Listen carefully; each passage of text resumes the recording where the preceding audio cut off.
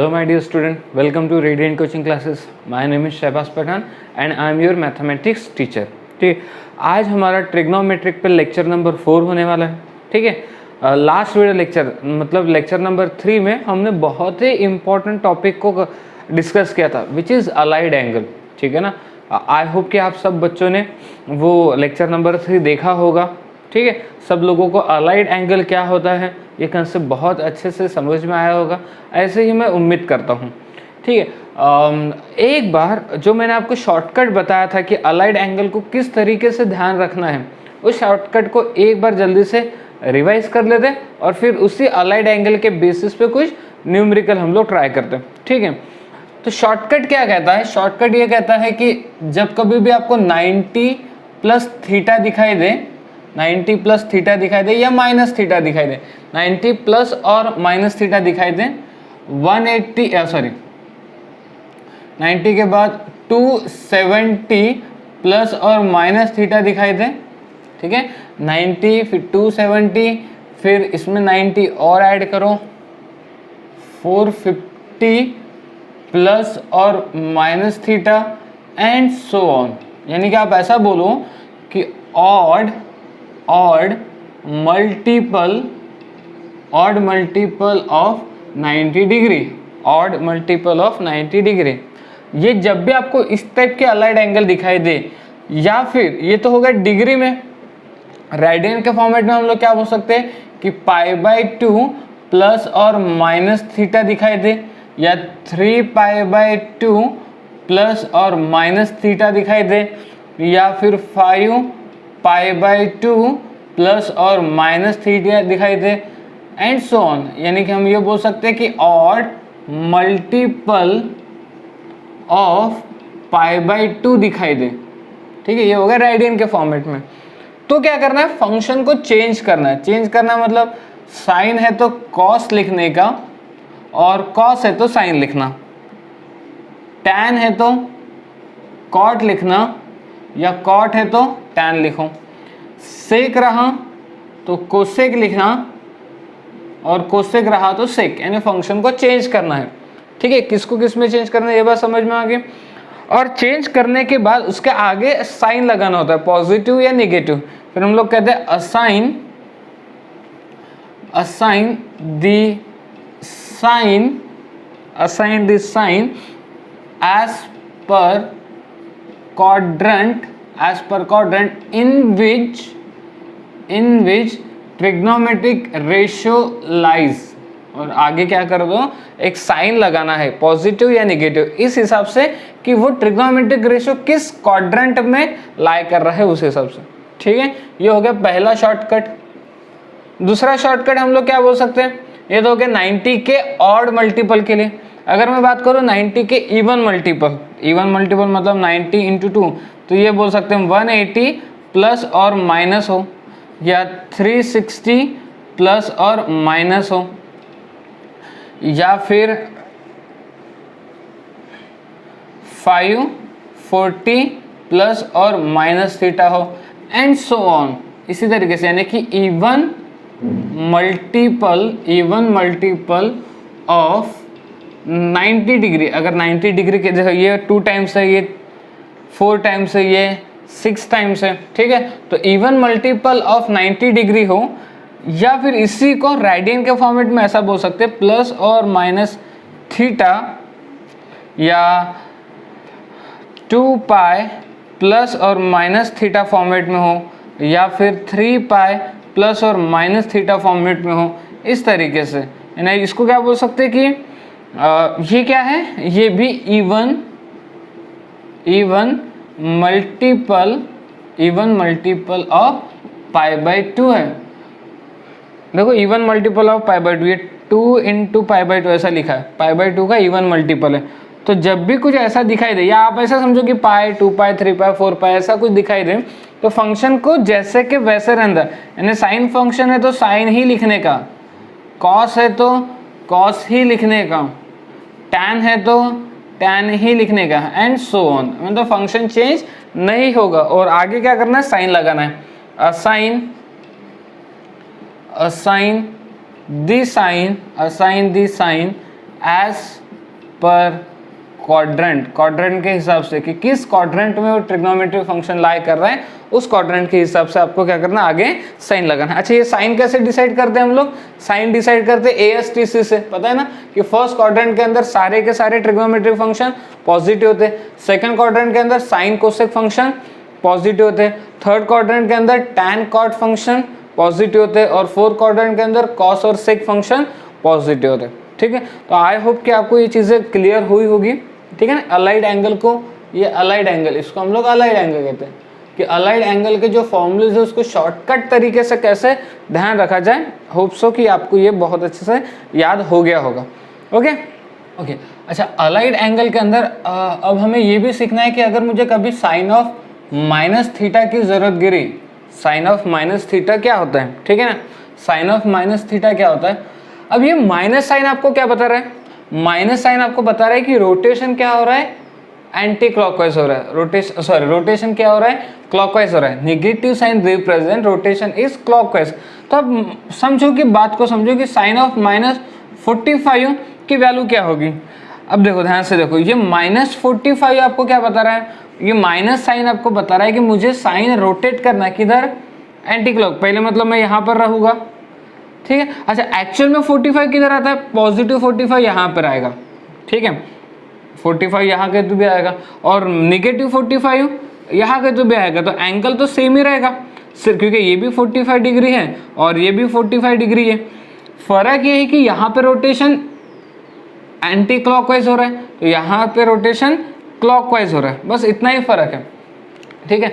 अच्छा, अगर मैं 45 डिग्री यहाँ से 45 डिग्री एंटी क्लॉकवाइज डायरेक्शन में रोटेट करता हूँ, एंटी क्लॉकवाइज डायरेक्शन में रोटेट करता हूँ, तो मेरा जो साइन का आंसर निकलेगा वो पॉजिटिव निकलेगा। साइन का आंसर क्या निकलेगा? पॉजिटिव, और विच इज 1/√2, ठीक है। अगर मैं क्लॉकवाइज डायरेक्शन में रोटेट करता हूँ तो मैं कौन से क्वाड्रेंट में पहुंच जाऊंगा? फोर्थ क्वाड्रेंट में, और फोर्थ क्वाड्रेंट में मेरा आंसर क्या आएगा? साइन ऑफ माइनस 45 का आंसर आएगा -1/√2, क्योंकि फोर्थ क्वाड्रेंट के अंदर साइन हमेशा नेगेटिव वैल्यू देता है और फर्स्ट क्वाड्रेंट के अंदर साइन हमेशा पॉजिटिव वैल्यू देता है, लेकिन वैल्यू सेम ही देता है। 45 पे वैल्यू सेम ही रहेगी। अगर साइन 45 डिग्री 1/√2 होता है और साइन -45 डिग्री -1/√2 होता है, तो फर्क कहाँ पे आया? नेगेटिव पे। फर्क कहाँ पे आया? नेगेटिव पे। यानी कि मैं ये बोल सकता हूँ sine of -45 degree is equal to minus sine of 45 degree, क्योंकि देखो 1/√2 तो क्या है? साइन ऑफ 45 डिग्री है, बस। तो यहाँ से हम लोग कंक्लूजन क्या निकाल सकते हैं कि साइन ऑफ माइनस थीटा की वैल्यू और माइनस साइन ऑफ थीटा की वैल्यू कैसे आएगी? हमेशा सेम आएगी। साइन ऑफ माइनस थीटा की वैल्यू और माइनस साइन थीटा की वैल्यू सेम आएगी। तो याद करते टाइम कैसा याद रखते हैं कि साइन के अंदर में निगेटिव साइन बाहर आ जाता है, साइन के अंदर में निगेटिव साइन बाहर आता है। इस तरीके से हम लोग ध्यान रखते हैं। तो आपको भी यही ध्यान रखना है कि साइन के अंदर में निगेटिव साइन बाहर आ जाता है, ठीक है। अच्छा, अब बात करते हैं सेकेंड वाले की कि अगर कॉस ऑफ माइनस थीटा हो तो क्या होगा? कॉस ऑफ माइनस थीटा हो।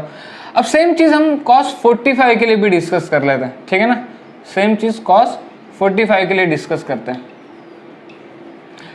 एक लिया मैंने cos ऑफ 45 डिग्री, यहाँ पे पॉजिटिव, और एक लिया मैंने cos of -45 degree, cos of -45 degree. तो यहाँ पे क्या बता रहा है ये 45 कि मुझे रोटेट होना है एंटी क्लॉकवाइज डायरेक्शन में। तो जब मैं एंटी क्लॉकवाइज डायरेक्शन में रोटेट करूँगा तो मैं कौन सा क्वाड्रेंट में जाके रुकूंगा?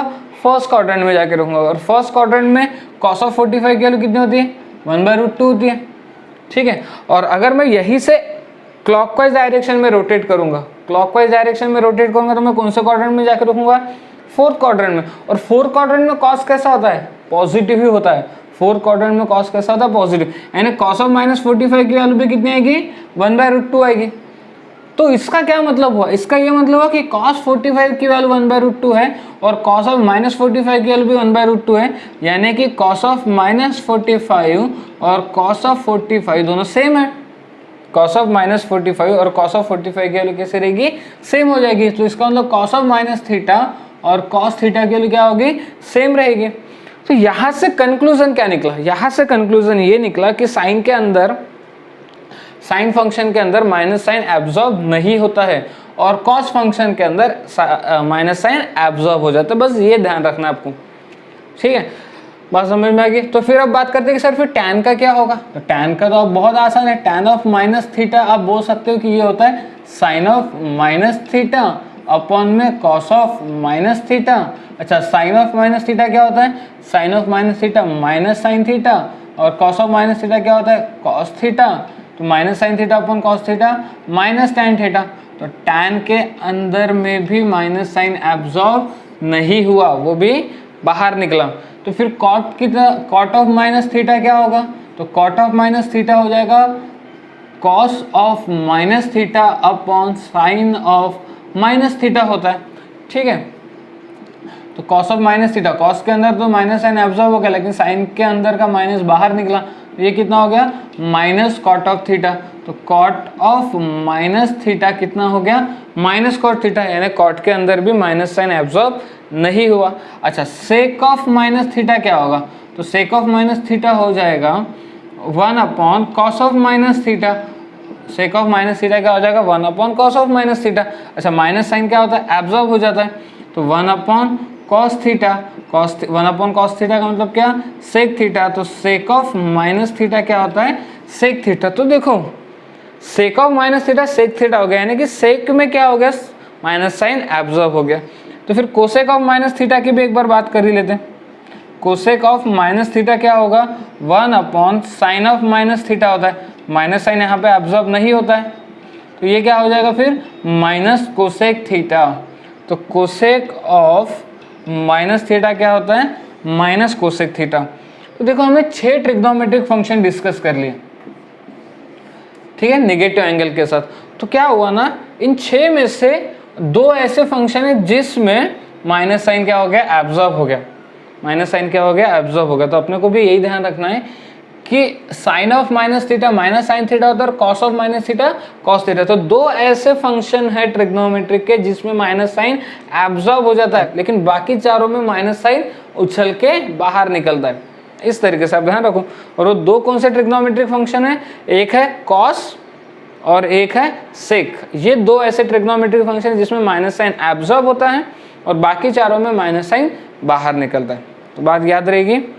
ओके, चलो एक एग्जांपल ट्राई करते हैं।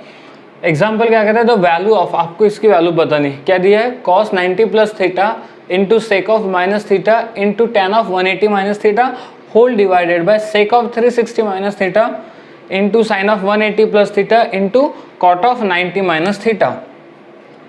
तो चलो देखते हैं, cos of 90 plus theta into sec of minus theta into tan of 180 minus theta whole divided by sec of 360 minus theta into sine of 180 plus theta into cot of 90 minus theta.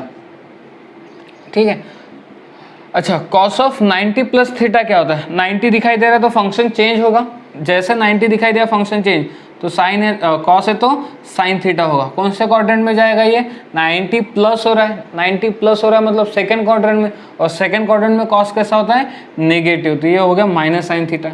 Sec of minus theta, याद है 2 ऐसे trigonometric function है जिसमें minus sign absorb होता है, which is cos and सेक। तो सेक of minus theta क्या हो जाएगा, सेक थीटा ही होगा।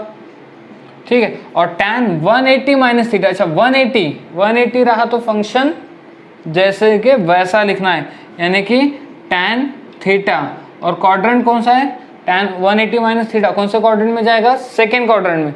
180 माइनस थीटा मतलब 180 में से माइनस हो रहा है ना, यानी पीछे जाएगा, यानी सेकेंड क्वाड्रेंट में। और सेकेंड क्वाड्रेंट में tan कैसा होता है, निगेटिव, सेकेंड क्वाड्रेंट में tan कैसा होता है, negative, whole divided by sec of 360 minus theta. अच्छा 360 है तो फंक्शन जैसे कि वैसा, यानी कि सेक थीटा, और कौन से क्वाड्रेंट में जाएगा ये, 360 माइनस थीटा, 360 में से थीटा माइनस हो रहा है तो पीछे आएगा वापस, पीछे आने का मतलब फोर्थ क्वाड्रेंट में, और फोर्थ क्वाड्रेंट में सेक कैसा होता है, पॉजिटिव होता है, तो ये तो पॉजिटिव रहेगा। अच्छा, साइन ऑफ 180 प्लस थीटा क्या होता है, साइन ऑफ 180 है तो फंक्शन जैसे कि वैसा रहेगा, 180 है तो फंक्शन एज इट इज और क्वाड्रेंट कौन सा है 180 प्लस थीटा, कौन से क्वाड्रेंट में जाके रुक रहा है, थर्ड क्वाड्रेंट में। थर्ड क्वाड्रेंट में साइन कैसा होता है निगेटिव, तो आगे निगेटिव लगेगा। ओके 90 है, 90 है तो फंक्शन चेंज होगा, कॉट है तो टैन हो जाएगा, टैन थीटा, कॉट है तो टैन हो जाएगा। अच्छा क्वाड्रेंट फर्स्ट क्वाड्रेंट है, 90 में से माइनस हो रहा है तो फर्स्ट क्वाड्रेंट में आके रुकोगे यानी कि पॉजिटिव रहेगा।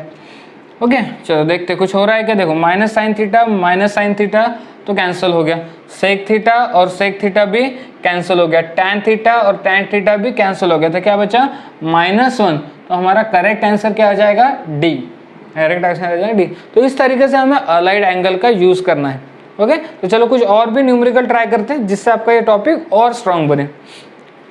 नेक्स्ट एग्जांपल देखो, नेक्स्ट एग्जांपल में क्या बोला है, cos 90 plus theta into sec of minus theta into tan of 270 minus theta. ठीक है, अगेन 90 है, 90 क्या है 90 रहा तो फंक्शन चेंज यानी कि कॉस है तो साइन थीटा हो जाएगा। क्वाड्रेंट कौन से क्वाड्रेंट में जा रही है, 90 में थीटा ऐड हो रहा है मतलब आगे बढ़ेगा, आगे बढ़ेगा मतलब सेकेंड क्वाड्रेंट में जाएगा और सेकेंड क्वाड्रेंट में कॉस होता है नेगेटिव। ठीक है, अच्छा सेक के अंदर माइनस साइन एब्जॉर्ब हो जाता है तो ये सेक थीटा ही देगा। और 270 है, 270 पे फंक्शन चेंज होता है, टैन है तो कॉट हो जाएगा, तो कॉट थीटा। और ये कौन से क्वाड्रेंट में जा रहा है, ये जा रहा है 270 में से माइनस हो रहा है, 270 में से माइनस मतलब देखो ये पता है ना सबको 270 यहाँ पर होता है और माइनस हो रहा है मतलब पीछे जाएगा, पीछे जाएगा मतलब थर्ड क्वार्टर में, और थर्ड क्वार्टर में टैन कैसा होता है पॉजिटिव होता है। ठीक है, चलो देखते हैं इसको सॉल्व कैसे करें। तो ये minus sine theta, sec theta को 1 अपॉन कॉस थीटा लिखेंगे और कॉट थीटा को cos theta upon sine theta लिख लेंगे, तो सब कुछ कैंसिल हो जाएंगे, कितना बचेगा -1, कितना बचेगा -1। तो हमारा करेक्ट ऑप्शन क्या हो जाएगा बी। ओके तो चलो नेक्स्ट क्वेश्चन पे आते हैं। अच्छा नेक्स्ट क्वेश्चन को सॉल्व करने से पहले आपको कुछ और एक्स्ट्रा नॉलेज दे दूं। एक्स्ट्रा नॉलेज से मतलब क्या, जैसे मान लो इस पोजीशन पे एंगल कितना होता है, यहाँ पे होता है 0 डिग्री, यहाँ पे कितना होता है, यहाँ पे होता है 90 डिग्री। अच्छा यहाँ कितना होता है, यहाँ होता है 180 डिग्री और यहाँ होता है फिर 270 डिग्री, फिर घूम के अगर इधर आ गए तो 360 डिग्री, फिर इधर आ गए तो 450 डिग्री, फिर इधर आ गए तो 540 डिग्री, फिर इधर आ गए तो 630 डिग्री, फिर इधर आ गए तो 720 डिग्री एंड सो ऑन। तो ये क्या होता है, एक सर्कल होता है, ये मैंने सर्कल बना लिया। ठीक है, अब मान लो कि ये सर्कल है करके, ठीक है, ये क्या एक सर्कल हो गया।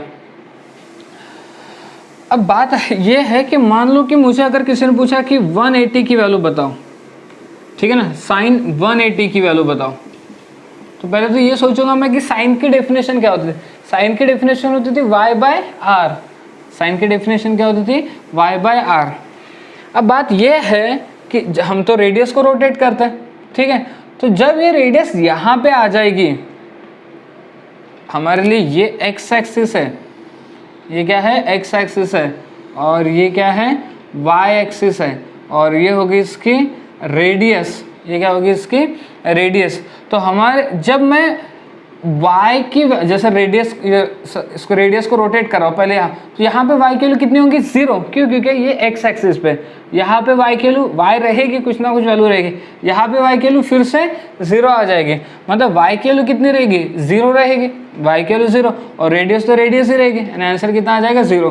तो साइन ऑफ 180 की वैल्यू कितनी होती है 0 होती है, साइन ऑफ 180 की वैल्यू 0। अच्छा अगर मुझे कोई पूछता कि कॉस ऑफ 180 की वैल्यू बताओ, तो कॉस ऑफ 180 के लिए डेफिनेशन क्या है कि x/r है, डेफिनेशन क्या है x/r। तो 180 पे यहाँ पे है, तो जो x की वैल्यू होगी, जो x की वैल्यू होगी वो किसके बराबर में होगी, ये x डिस्टेंस है ना, ये क्या है x डिस्टेंस है, x की वैल्यू किसके बराबर में होगी, रेडियस के बराबर में होगी। ठीक है, लेकिन बात यह है कि ये कौन से एक्सिस पे है, यह नेगेटिव x एक्सिस है, आगे क्या लगेगा माइनस साइन, तो आंसर कितना आएगा -1। तो cos ऑफ 180 की वैल्यू कितनी आ जाएगी -1। ठीक है, अगर मुझे किसी ने पूछा कि मुझे आप tan 720 की वैल्यू बताओ, तो tan 720 कहाँ पर है, देखो 720 है यहाँ पर, ठीक है। अच्छा tan की डेफिनेशन क्या होती है, tan की डेफिनेशन होती है y/x, tan की डेफिनेशन क्या होती है y बाई एक्स, तो यहाँ से लेके यहाँ तक तो x डिस्टेंस होगा, कुछ ना कुछ x डिस्टेंस तो होगा ही, लेकिन y डिस्टेंस कितना होगा, y डिस्टेंस x एक्सिस पे y डिस्टेंस कितना होता है 0, तो 0 अपॉन x, तो आंसर कितना आएगा 0, यानी tan 720 की वैल्यू कितनी आ रही है 0 आ रही है। अगर मुझे कोई पूछता है कि cos 630 बताओ, तो मेरे लिए तो पहले cos की बेसिक डेफिनेशन सोचना है। cos की बेसिक डेफिनेशन है x अपॉन आर, अब 630 कहाँ पर है, 630 है इस पोजीशन पे, देखो यहाँ पर है, तो यहाँ पे जो y है, y तो एक्चुअली है ही नहीं, यहाँ पे जो x है वो कितना रहेगा, x 0 होगा, क्यों, क्योंकि y एक्सिस पे x की वैल्यू होती है 0 और रेडियस तो होगी कुछ ना कुछ, आंसर क्या आएगा 0, तो cos 630 की वैल्यू कितनी आ जाएगी 0 आ जाएगी, cos 630 की वैल्यू कितनी आएगी 0। बस समझ पा रहे हो। तो इसके लिए अब आपको चीज़ों को समझना पड़ेगा। जैसे ये क्वेश्चन है तो अपने को, जैसे यहाँ पे tan 720 है, तो 720 कहाँ पे आएगा ये सोचो, 720 आ जाएगा इस पोजीशन पे, और tan की डेफिनेशन होती है, tan की डेफिनेशन थी y बाई एक्स, तो x एक्सिस पे y की वैल्यू कितनी होती है 0, तो 0 बाई एक्स आएगा, तो 0 की वैल्यू 0 बाई एक्स कितना होता है 0 होता है, यानी tan 720 की वैल्यू कितनी आ गई 0। cos 630 निकालना, 630 कहाँ पर आ रहा है यहाँ पर, और cos की डेफिनेशन क्या होती है x बाय आर, और ये पॉइंट कहाँ पर है y एक्सिस पे है, कंप्लीटली y एक्सिस पे, तो x डिस्टेंस कितना हो जाएगा 0, तो x डिस्टेंस 0 यानी cos 630 की वैल्यू कितनी आ जाएगी 0 आ जाएगी। ठीक है, बात समझ पा रहे हो, ओके। चलो एग्जाम्पल पे आते हैं। अब देखो हमें सबसे पहले tan 720 की वैल्यू फाइंड आउट करना है, तो देखो ध्यान से देखो 720 आएगा कहाँ पे, पहले 0, फिर 180, फिर 360, फिर 540, फिर 720, यानी यहाँ पे आएगा। तो अगर मैं ये सर्कल को सोचूं तो यहाँ पे कहे तो भी 720 एंगल आएगा, ठीक है, यहाँ पे एंगल कितना आएगा 720। अब tan की डेफिनेशन क्या होती है, tan होता है y बाय एक्स, tan होता है y बाय एक्स। अच्छा ये जो डिस्टेंस है, ये डिस्टेंस कहाँ पर है x एक्सिस पे, तो x एक्सिस पे y की वैल्यू कितनी होती है 0 होती है, तो y की value 0 by X, 0 by X कितना होता है 0, यानी कि tan 720 की वैल्यू कितनी हो जाएगी, tan 720 की वैल्यू हो जाएगी 0, तो tan 720 की वैल्यू 0 पता चल गई। cos 630, अच्छा 630 कहाँ होता है, 630 यहाँ पर होता है, तो अब हमें पता करना है कि cos 630 की वैल्यू क्या होती है। पहली बात तो cos की बेसिक डेफिनेशन क्या है, cos की जो बेसिक डेफिनेशन वो है x upon R, x upon R, तो ये जो है ये डिस्टेंस y एक्सिस पे है, इसका मतलब x की वैल्यू कितनी हो जाएगी 0, तो 0 अपॉन आर, यानी आंसर कितना आएगा 0, तो cos 630 की वैल्यू भी कितनी आ गई 0। ठीक है, अब बात आती है कि sin 150 कैसे निकाले, sin 150, तो 150 निकालना तो बहुत आसान है, आप इसको 180 माइनस 30 कर दो। अच्छा 180 रहा तो फंक्शन चेंज कर दे क्या, नहीं, फंक्शन जैसे कि वैसा, तो साइन ही रहेगा, यानी साइन 30 हो जाएगा। क्वाड्रेंट कौन सा, ये क्वाड्रेंट है सेकंड क्वाड्रेंट, सेकंड क्वाड्रेंट में साइन कैसा होता है पॉजिटिव, तो साइन 30 की वैल्यू कितनी 1/2, यानी अपने को मिल गया साइन 150 की वैल्यू 1/2। ठीक है, अब देखते हैं cos 120 की वैल्यू कैसे निकाले, तो cos 120 की वैल्यू हम लोग निकाल सकते हैं cos 90 प्लस 30 करके। ठीक है, 90 रहा तो फंक्शन चेंज होता है, यानी कि साइन 30 हो जाएगा।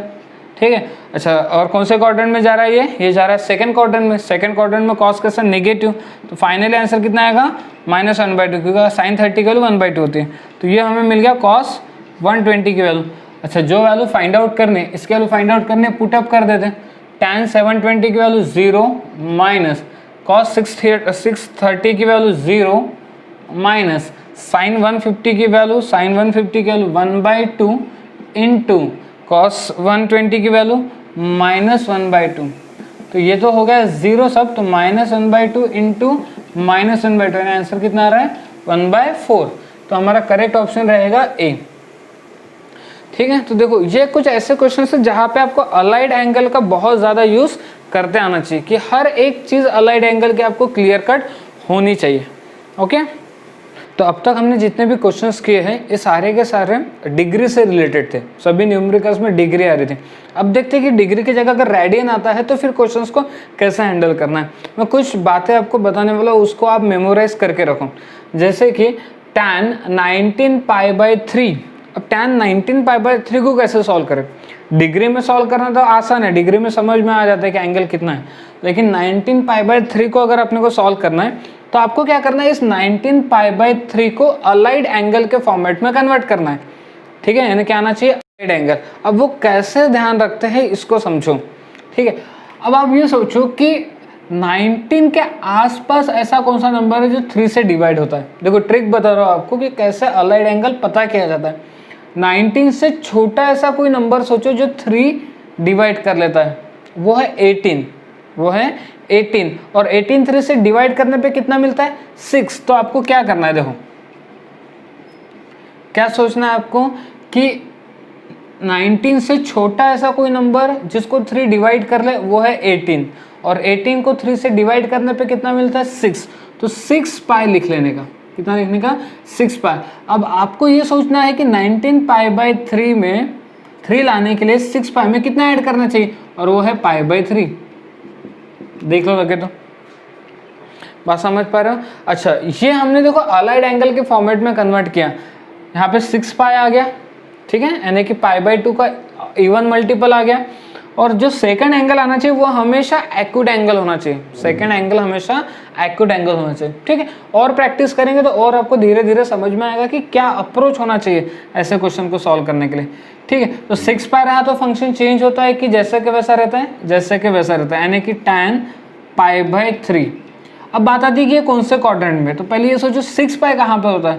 यहाँ पे देखो 0 होता है, यहाँ पे π, फिर 2π, 3π, 4π, 5π, 6π, यानी 6π यहाँ पर आएगा। और 6π में ऐड हो रहा है यानी कि फर्स्ट क्वाड्रेंट में, और फर्स्ट क्वाड्रेंट में तो सारे के सारे पॉजिटिव होते हैं। tan π/3 मतलब tan 60, तो tan 60 की वैल्यू कितनी, √3। तो tan 19π/3 की वैल्यू कितनी आ रही है, √3 आ रही है।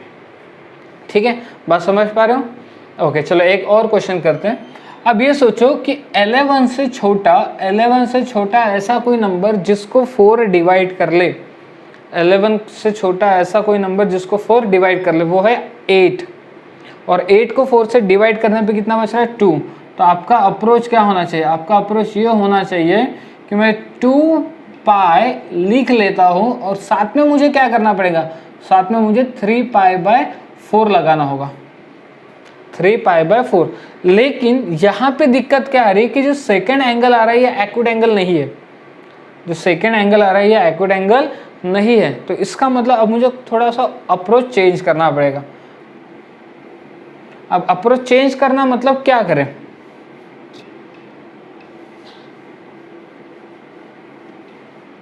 ठीक है, अब अप्रोच को मुझे चेंज करना पड़ेगा। चेंज करें मतलब क्या, तो अभी हमने क्या सोचा था, 11 से छोटा नंबर सोचा था। अब ये सोचो 11 से बड़ा नंबर, 11 से बड़ा नंबर जिसको 4 क्या करे, डिवाइड, और वो है 12, और वो है 12। तो 12 को 4 से डिवाइड करने पे कितना आ रहा है, 3। तो 3π माइनस कर लो आप π/4, देख लो आपका 11π/4 आ जाएगा। ठीक है, बात समझ पा रहे हो। देखो क्रॉस मल्टीप्लाई जब करोगे तो आपका कितना आएगा, 11π/4। सेकेंड एंगल आपका क्या आ गया, एक्यूट आ गया। 3π रहा तो फंक्शन चेंज होता है क्या, नहीं, फंक्शन तो जैसे कि वैसा रहता है, यानी कि साइन में रहेगा, sin π/4। अच्छा, क्वाड्रेंट कौन सा है, 3π कहाँ पर आ रहा है, देखो 3π यहाँ पर आता है, माइनस करेंगे मतलब सेकेंड क्वाड्रेंट में चले जाएंगे। और सेकेंड क्वाड्रेंट में साइन कैसा होता है, सेकेंड क्वाड्रेंट में साइन कैसा होता है, पॉजिटिव होता है, यानी कि पॉजिटिव, यानी आंसर कितना आएगा, 1/√2। आंसर कितना आ जाएगा, 1/√2। ठीक है, आई होप कि आप धीरे धीरे प्रॉब्लम को कैसे सॉल्व करना है, कैसे अलाइड एंगल में कन्वर्ट करना है, ये सीख रहे हो। ठीक है, चलो ये एक एग्जाम्पल और करते हैं। अब ये सोचो कि 13 के पहले कौन सा नंबर है जिसको 6 डिवाइड कर ले, और वो है 12, वो है 12। तो 12 को 6 से डिवाइड करने पे कितना आता है, 2। तो 2π लिख लो और ऐड कर लो। अब सोचो ऐड क्या करना चाहिए, π/6 ऐड करना चाहिए, क्योंकि देखो 12π + π 13π/6। क्या सेकेंड एंगल एक्यूट आ गया, हाँ, क्योंकि π/6 कितना होता है, 30 होता है। ये भी अब अपने को पता होना चाहिए, डिग्री रेडियन का रिलेशन पता होना चाहिए। मैंने यहाँ पे इसके पहले पता है यहाँ देखने के बाद कैसे समझ गया था, क्योंकि वो 3π/2 आया था या ठीक है। तो सेकेंड एंगल हमेशा कैसा आना चाहिए, एक्यूट एंगल आना चाहिए, और π/6 कितना होता है 30 डिग्री। ये अब आपने को रिलेशन याद होने चाहिए ना, क्लियर कट याद होनी चाहिए कि हाँ π/6 मतलब 30 डिग्री होता है, तभी तो आप समझ पाओगे कि हाँ सेकेंड यहाँ पे जो एंगल है वो क्या है, एक्यूट है। तो बस 2π रहा तो फंक्शन चेंज होता है क्या, नहीं, तो सेक π/6 लिख लो। 2π कहाँ पे होता है, यहाँ पर, उसमें π/6 ऐड हो रहा है, मतलब कौन से क्वाड्रेंट में चले जाएंगे, सेकंड क्वाड्रेंट में। सेकंड क्वाड्रेंट में तो पॉजिटिव होता है। अच्छा, सेक π/6 मतलब सेक 30, सेक 30 मतलब cos 30 का रेसिप्रोकल, और cos 30 की वैल्यू कितनी होती है, cos 30 की वैल्यू √3/2, तो उसका रेसिप्रोकल कितना, 2/√3। तो ये आ जाएंगे सेक 13π/6 की वैल्यू, ये आ गई आपकी साइन 11π/4 की वैल्यू। तो इस तरीके से हमारा अप्रोच होना चाहिए रेडियन के क्वेश्चन को सॉल्व करने का, ठीक है। चल नेक्स्ट एग्जांपल की तरफ आते हैं। अब नेक्स्ट एग्जांपल में देखो नेगेटिव आ गया, cot -15π/4। तो ये नेगेटिव साइन से डरने की बिल्कुल ज़रूरत नहीं है। आपने अभी आज ही हमने ये सीखा है कि नेगेटिव को कैसे हम हैंडल करते हैं। तो कौन से दो ऐसे फंक्शन है जिसमें नेगेटिव साइन एब्जॉर्ब हो जाता है, और वो है कॉस और सेक। कॉस और सेक में नेगेटिव साइन एब्जॉर्ब होता है, और बाकी चारों बाहर निकाल देते। तो इसको भी बाहर निकाल दो, यानी कि -cot 15π/4। बस ये क्वेश्चन प्रीवियस जैसा बन गया। क्या करते हैं, 15 के पहले ऐसा कोई नंबर सोचो, या फिर ये सोचो कि 15 के आसपास कोई ऐसा नंबर, 16, 15 से पहले जो 4 से डिवाइड हो वो है 12, और 15 के बाद 16, तो पास में कौन है, 16, तो 16 का यूज़ करो। तो 4 से डिवाइड करने पे कितना आएगा, 16 को 4 से डिवाइड करने पे 4 आएगा, तो 4π लिख लो। 4π माइनस करो π/4, बस देख लो, 4 × 4π 16π माइनस π, बात खत्म। 4π रहा तो फंक्शन चेंज नहीं होता है, π/4। कौन से क्वाड्रेंट में आएगा, 4π कहाँ पे आता है, ये यहाँ पे होता है 4π। 4π में से माइनस हो रहा है, मतलब फोर्थ क्वाड्रेंट में कॉट कैसा, नेगेटिव। तो फिर से नेगेटिव लेंगे, नेगेटिव हो गया पॉजिटिव, यानी ये कितना दे रहा, cot π/4, और cot π/4 की वैल्यू कितनी, 1। cot π/4 की वैल्यू कितनी होती है, 1। तो ये रहेगा हमारा फाइनल आंसर, ठीक है। बात समझ पा रहे हो किस तरीके से हमें रेडियन के क्वेश्चन को हैंडल करना। डिग्री के क्वेश्चन तो आप हैंडल कर ही लोगे, लेकिन रेडियन के क्वेश्चन को कैसे अप्रोच करना है, क्या ध्यान में रखना है कि ऐड कब करना है, सब्सट्रैक्ट कब करना है, ये सब चीज़ें अपने को समझ में आनी चाहिए। तो प्रैक्टिस करो, धीरे धीरे आपको ये चीज़ें भी समझ में आ जाएगी। ओके।